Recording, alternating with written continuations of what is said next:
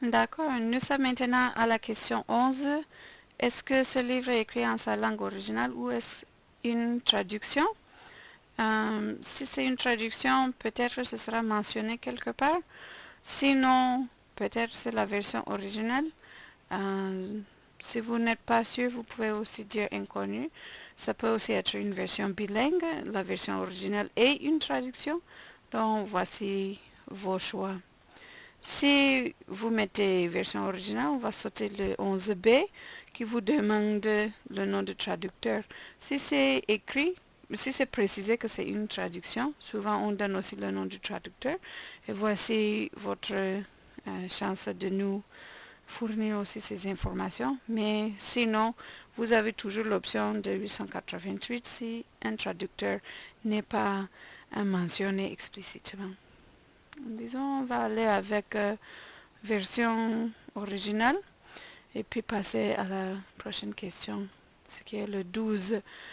12A. Le texte est soit monolingue, bilingue ou multilingue. Donc, on va compter jusqu'à 3 langues ou script dans ce cas. La plupart, j'imagine, seront monolingues, peut-être certains seront bilingues. Et puis, vous voyez que selon votre réponse ici, Tangerine va vous poser les questions 12B jusqu'à 12J selon le nombre de langues que vous avez indiquées. Donc si vous indiquez monolingue, Tangerine va vous poser ces questions seulement une fois et vous mettez les informations de cette langue. Mais si vous avez choisi bilingue, il va répéter ces questions une deuxième fois. Donc vous commencez, vous finissez d'abord avec la première langue et puis vous continuez à la deuxième. Donc mettons bilingue pour qu'on voie comment ça se passe. D'accord. Malheureusement, il y a certaines choses sur cette page qu'on n'a pas pu mettre en français, mais je crois que vous allez quand même pouvoir vous débrouiller. Le help est toujours en français, mais ces autres parties, please select a language country. Si vous cliquez ici, vous allez voir vos pays.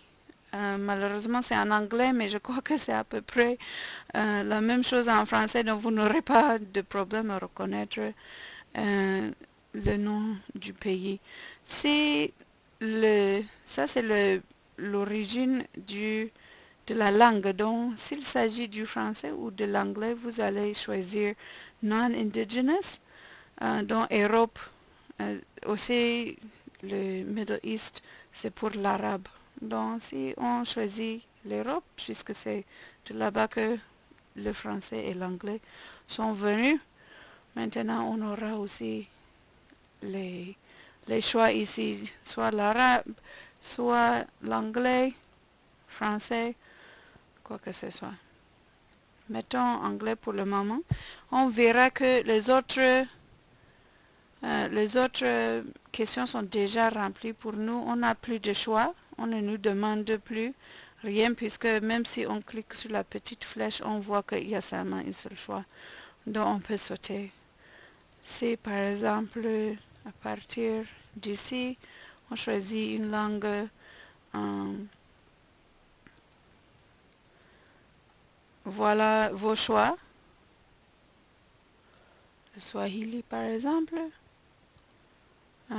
Encore, on va voir que la plupart du temps, ces autres options seront déjà remplies automatiquement par Tangerine.